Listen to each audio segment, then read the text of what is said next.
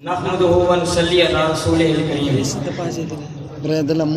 آپ کے سامنے ایمان بالقرآن کے 6 نمبر پر مختصر گفتگو کروں گا۔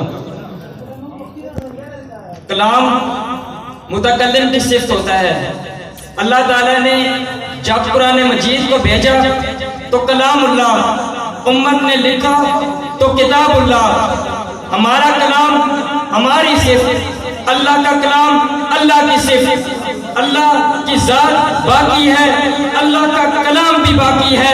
ہماری ذات فانی ہے، ہمارا کلام بھی فانی ہے۔ قرآن مجید پر ایمان لانے کے لیے کلام اللہ اور کتاب اللہ دونوں پر ایمان لانا ضروری ہے۔ قرآن مجید کے کلام اللہ اور کتاب اللہ پر ایمان لانے کے لیے ایمان بالقرآن کے 6 نمبر کو یاد رکھنا ضروری ہے۔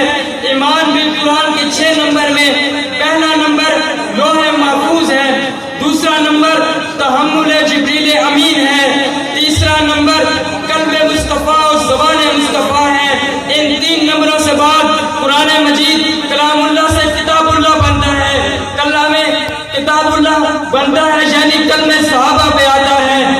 جس طرح آج کی بچہ بغیر وضو کے قرآن مجید کو ہاتھ نہیں لگا سکتا، تو یہ بات یقینی ہے کہ اللہ نے پہلے صحابہ کو پاک کیا ہے، پھر صحابہ کے ہاتھ میں قرآن پاک دیا ہے۔ اور قرآن مجید کی 5ویں جو نمبر یاد رکھنا ہے وہ ہے دور صدیقی، اور دور صدیقی میں جمع القرآن، اور 6ٹھی منزل ہے دور عثمانی میں قرآن کی اشعار۔ ایک مختصر اشعار پڑھوں گا۔